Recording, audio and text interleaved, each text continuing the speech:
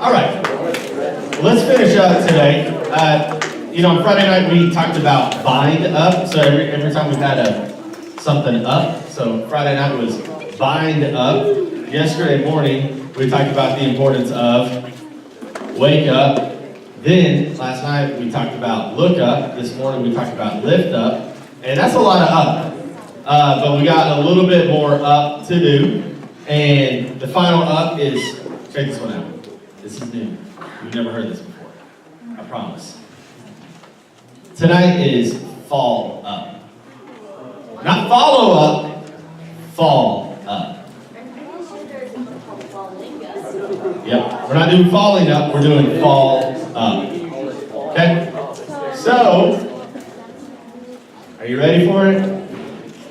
Man, look at somebody sitting next to you and say, it's really you. And then look at the other person and say, but no, really it's you.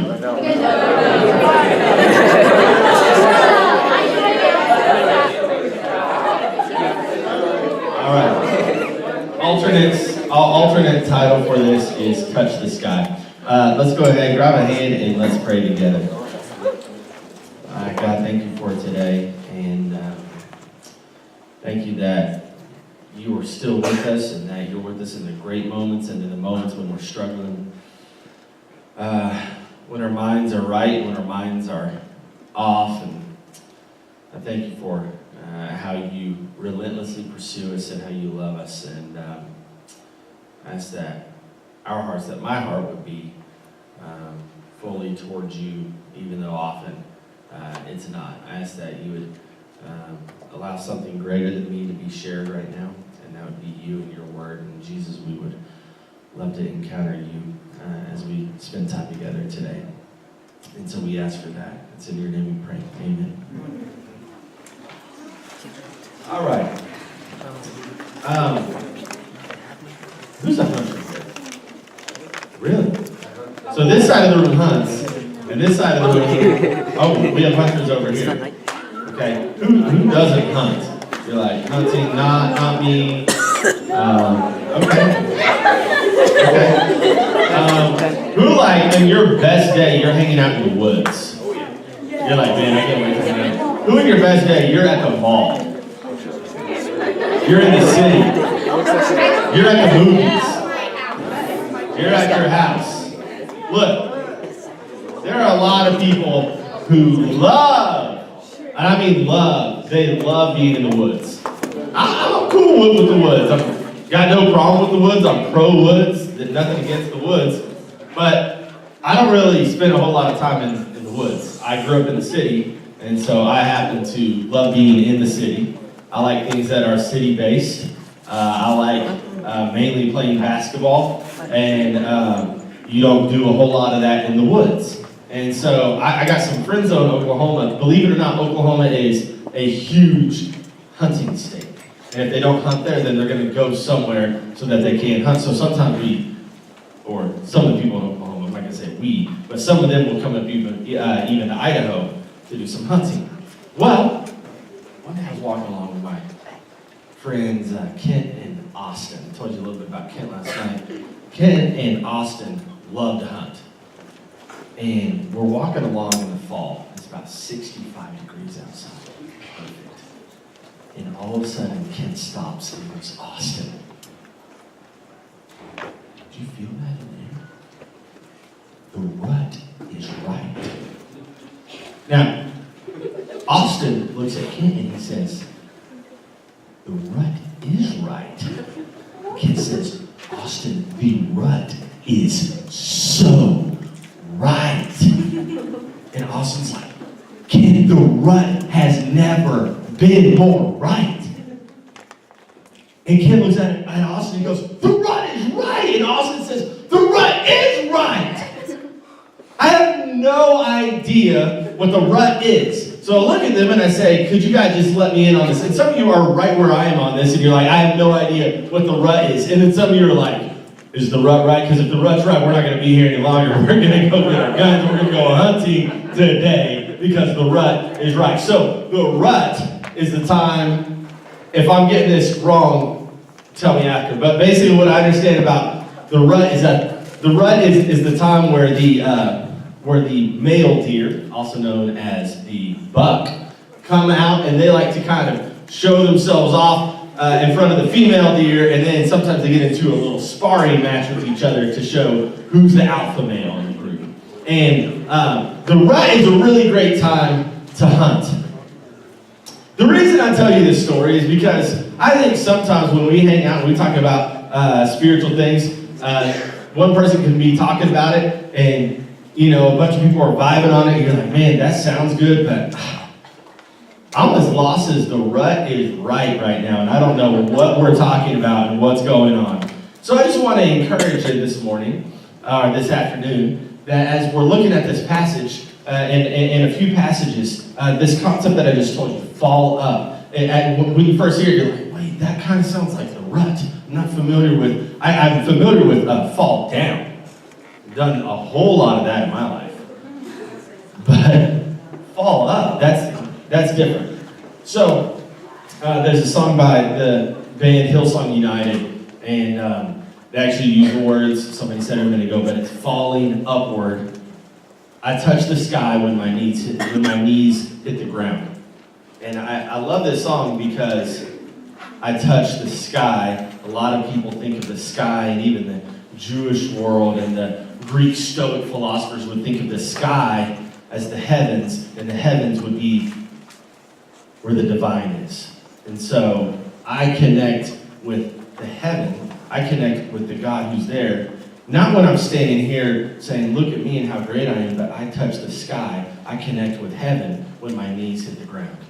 And so today I just want to give you something very practical to go home with, because what do we really need? We need something practical to walk it out every day, right? I got all this good stuff on the weekend, but I want to walk it out. Well, Matthew chapter 11, verse 28 through 30. Maybe my favorite passage in all of Scripture. I love it. You got your Bible? Matthew chapter 11, verse 28. When you get there, say, I'm there.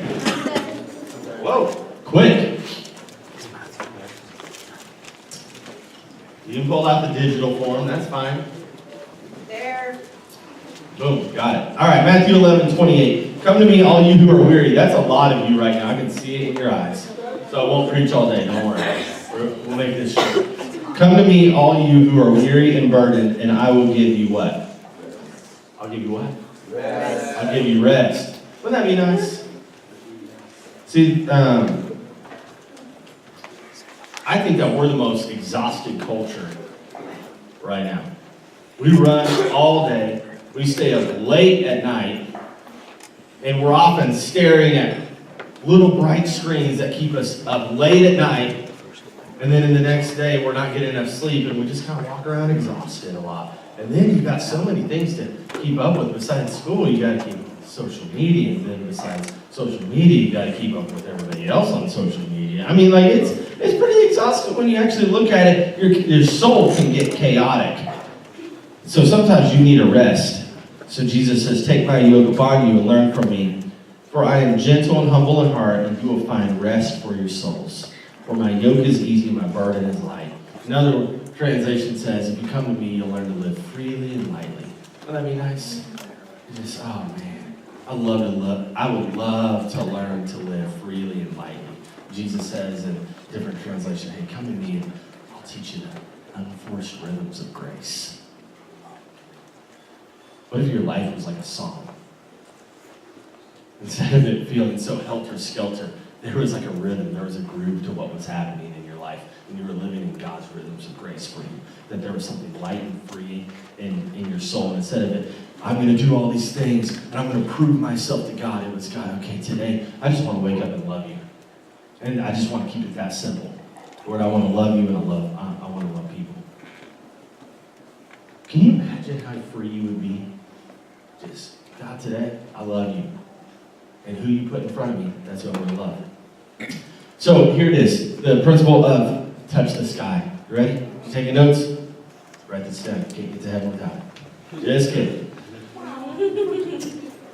All right. The way up is down. The way up is down.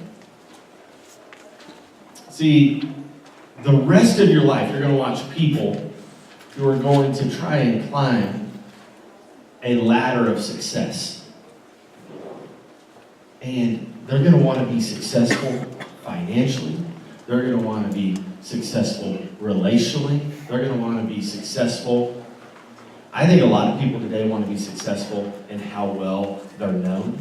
Not necessarily how many people know them, but how well they're known. People are going to climb ladders all around you. And what's interesting is what happens when you get to the top of that ladder. Because what if you spent your entire life climbing the wrong ladder, focusing on the wrong things? What if you found out that when you got to the very top of it all, that the thing that you had placed your ladder on actually wasn't that sure of a foundation? Man, that's a pretty scary place to be when you get to the very top of it. So I don't want to climb a huge ladder of fame or climb a huge ladder of, this is my success in life. And hey, you can have a great financial acumen. I don't think that there's anything wrong with that. You can be very wealthy and be a Christian, but the question is, what's the thing in your heart that you're really driving towards? And I hope that, after this week, and I hope what you're really driving towards is just a walk with God. Because life is not about how many followers you have on Instagram or Snapchat. Yes, it is. No, it's really not. Life is not about how many likes you got on the last photo.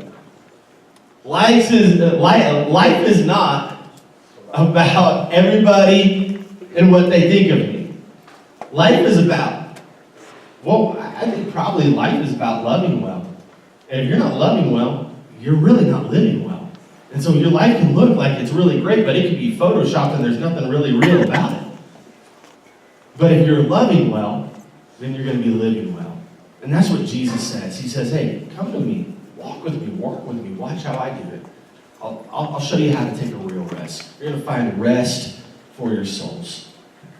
Well, in Psalm 73, there's this story about a worship leader. We've been talking about worship this week, and I haven't really spoke to you directly about this is how you worship properly. My idea in worship is, hey, if you get the person that you're worshiping right, if you go, hey, this is who it is about, then worship will just take over. But if you try and do all the right things in worship, like, okay, am I doing this right? Am I doing this wrong? I think a lot of times we miss the heart of it. And so I hope that this weekend you just got a lot of Jesus, and in the process, you see him for who he is. Psalm 73, though, is a worship leader, and he says, man, I was looking around me. I started noticing that there were a lot of people who weren't following God, and their lives were a lot better than my life. As a matter of fact, they were getting a lot of money. They had the nice cars. Everybody wanted to hang out with them. They never got sick. Things were really great. And Asaph, this huge worship leader at the time, goes, man, I almost lost my way. I almost fell off course. But then, what he says in Psalm 73 is that then I entered into the sanctuary of God. Then I entered into the house of God. And what he's saying right there is, I saw these people out here, and man, I wanted what they had so bad. Have you ever seen somebody go, man, I want that life? I don't know. I just feel like if I was there, if I had your life, it would be really, really good. Man, I think a lot of people have that with like Taylor Swift. Man, she's got the perfect life. The perfect cat. No such thing. But she's got the perfect thing going on out there, and everybody loves her, and everybody wants to listen to her music, and everything is cool with Taylor, and whatever she does, it's like, it just turns to gold, and it's amazing, Who's the person that you look at and you go, man, if I could just be like them, because that person is looking at somebody else and saying, man, if I could just have what they have, I think then I would really be happy. And Asaph says, then I went into the house of God. I went into the house of God, and when I did, I started to worship Asaph. I started to worship. Psalm 73, you can look at it in your Bible. I started to worship. That's not actually in there, but that's what happens when you enter into the house of God. He begins to worship. And he finishes Psalm 73 by saying this: all these other things can happen around me. And these lives can happen, and whatever can happen to these different people. But for me, it's good to be near God. I almost lost my way. But for me, it's good to be near God. It's good to be near God. I'm going to stay close. I'm going to stay close. You can actually take that back down. James chapter 4, verse 7. Very practical key on following God. It says, submit yourselves to God, resist the devil, and he will flee from you. So if you want a really great relationship with God, if you want to connect with God on the daily, if you want to walk with God, if you want to enjoy God, if you want to glorify God, then submit to God. Instead of coming and saying, God, this is my plan, this is the agenda, submit to God. Well, how do you submit? How do you actually submit? We don't really talk about submission a whole lot today, mainly because none of us like authority. I mean, seriously, who really wants somebody telling them what to do with their life? Yeah, I'm not seeing anybody's hand go up on that. Man, I just wish I could have a few more people tell me what to do. I really wish. I wish I could give my power over to a few more people. Because that would be fantastic. If I could have a lot of people telling me what to do, my life would get really good, really quick. What James says, if you would actually take your will and your heart and say, God, I give this to you, and submit it and give it over, your life actually would get a lot better. Because as you submit to God, you'd start saying, you know what, I'm going to resist the devil. And the devil would say, I'm moving on. I'm moving on. Because it seems like the more that I come after these people, the more that they just submit to God. So that's a pretty good plan, right? That's not you saying, hey, I'm going to take the devil on my own. No, that's saying, I'm going to submit to God.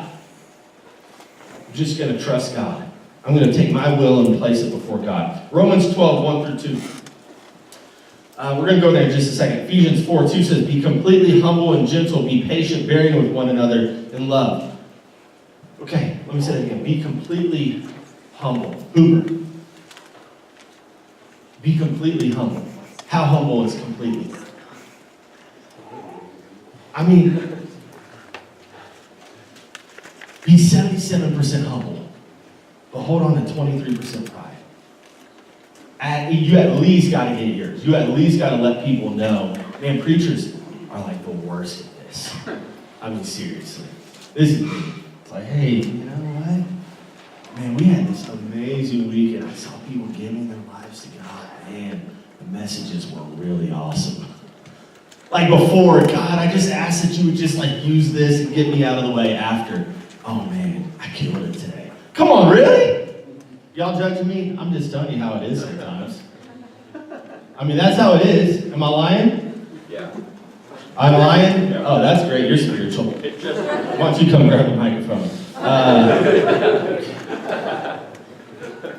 Romans 12, 1 through 2 says, I urge you, brothers and sisters, in view of God's what? Mercy to what? To offer your bodies as a living sacrifice, holy and pleasing God. This is your spiritual act of worship. What does it mean to offer something? Yeah, you don't say that either every day. Hey, I want to offer this to you. But I could offer you advice. Now, if I offer you advice, you don't have to accept it, do you? You can say, no, that's not for me. I really don't want to hear it. But when I offer something, I'm giving it up. I'm taking what's here and I'm saying, hey, I'll give this. Paul says, offer your bodies as a living sacrifice. Like, what if you decided to take your dreams and desires and say, hey, God, I just want to turn everything over to you. My hopes, my dreams, my desires. And if you want to use those things, awesome. And if you want to steer me in a different direction, that's great. But what I'm just going to do is I'm just going to offer myself. I'm just going to offer all of me. I'm just going to lay it down, every day. And this is how simple that this is. Ready? I'm going to This is the most practical part of it. I'm going to give you a very simple prayer that you can pray every day. Do you guys mind taking that off just because it's like hitting me in the eyes and I can't think very clearly when that does. But you're doing great back there. Thank you. Okay, if you're taking notes, write this one down so that you can do this in the morning. We already talked about it. Most of you don't like to wake up in the morning. I don't either. But we do get up. So when you do, roll out of bed, and the first thing you do, hit your knees, okay? And here's the very simple prayer. God, here I am, your servant. I am available. Send me to someone who needs you today. We're not talking about, hey, let's get into an hour of prayer in the morning. All we're saying is, hey, when we roll out of bed, let's just hit our knees and say, God, here I am, your servant. See, that's humility. You want to connect with God? That's how you get there. God, here I am, your servant. I'm available. That's saying, not my will, but your will. So you want to send me to somebody today? You want to inconvenience me? I'm available. I'll go out of my way for you. I'm available. Send me to someone who needs you today. I got a challenge for you. Pray that for the next 21 days, and every night, write down who God sent you to on that day. Because I think most of the time when God's not using us, it's usually just because we're not asking Him to. And then talk to your youth leaders over the next 21 days. Just, hey, I don't know what happened, but I was walking along in the middle of today, and man, this person was like having a terrible day. And I was like, hey, what's going on? Are you okay? And they said, no, things are really bad. And I said, man, is it okay if I just like sit here with you? And they started sharing, and then I started praying with them, and man, like they're seeking Jesus now, and I don't even know what happened. And then your youth leader turns around and is like, hold on, didn't you pray like, God, here I am, your servant. I'm available. Just send me to whoever needs you today. I'm available. Okay, check this out. Can you imagine? What do we got? We got 70, 80 sitting here?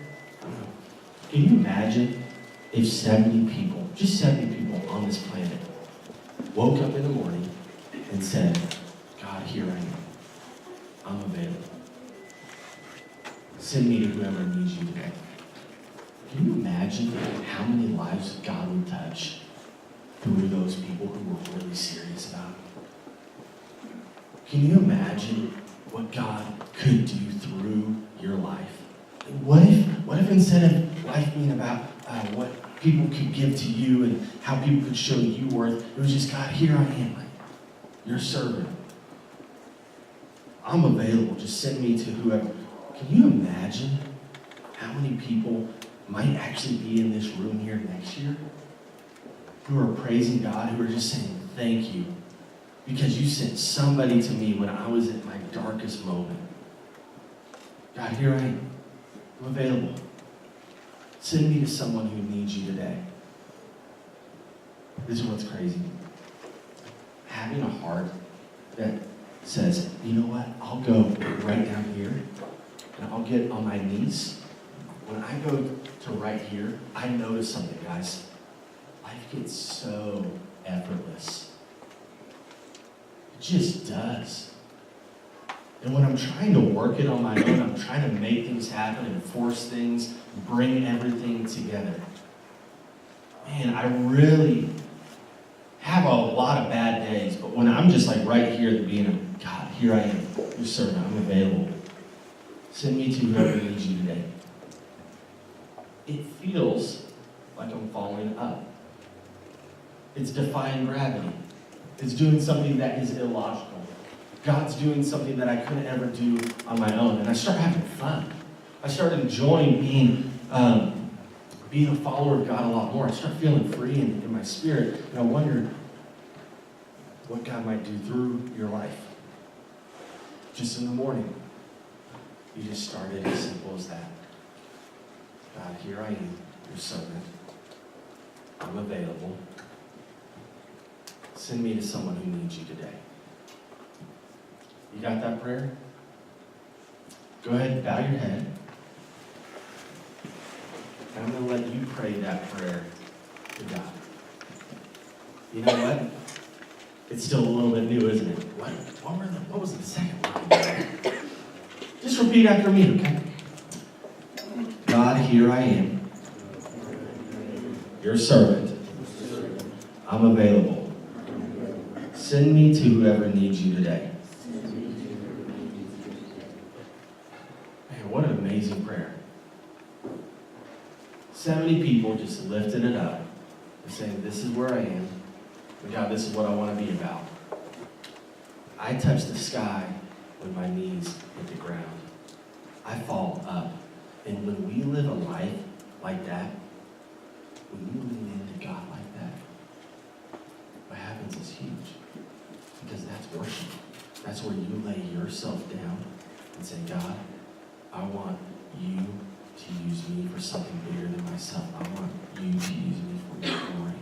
And so I'm going to sacrifice myself for you. So I want to encourage you to go home and do it. Because you don't need another talk about it. You just need to go in and do it. And you don't need another pep talk about it. You got it. You got Jesus on your side. And you got a great future. And you have a hope. And you know what? Even if you're alone at home, you can know that you got other people in the state who may not respond to your Facebook message, and they may not respond to your emails all the time. But let me tell you something. They're still in it with you. And yeah, they're struggling with you. And you're struggling. And it's a difficult time. But you know what? God's using us. And He's touching lives because we are offering ourselves to Him. So I just want to encourage you to go live a big life in Jesus' name. Go live something bigger than yourself. Go enjoy it and give love away like it's going out of style. Because these days we are given. Man, what an opportunity. What an opportunity to make a whole lot of Jesus with our lives. To make much of Him and to make Him look great and famous. And when we see Him, then He looks at us and says, man, thank you. Well done. That's what I'm talking about. You guys are my good and faithful servants. So let's go ahead and pray, and then we'll wrap up. I just want to say thank you for letting me come here this year. It's been awesome to be here with you guys, and I'm thankful for you. I remember what it was like, by the way, leaving youth rallies when I lived in Logan, Utah, and going home and being the only teenager at my church after my sisters had graduated. And there was a whole lot of dysfunction going on around me. It was very hard and frustrating a lot of times. And I know what that's like if you're in that place. And I just want to say, hey, you keep fighting it. You keep hanging in there. Stick in the game. And if you go for the long haul with Jesus, it pays off. I promise you that. I promise you that. So let's go ahead and pray. Father, we thank you for today. And thank you for each one in here. Thank you for their hearts and that they, out of all the places that they could have chosen to be on this weekend, they chose to be here. And I know you see that, and you have to be so proud of them for that. I thank you that we receive the challenge from you to go make disciples. And that we'll do it in a way where we find ourselves just falling upward, that we are fighting to be humble. And we're fighting to let our knees hit the ground. But once we get there, that you'll take care of the other things. That as we trust you and submit our wills to you, that you'll do something bigger than us in our lives. We thank you for that. It's in Jesus' name we pray. Amen.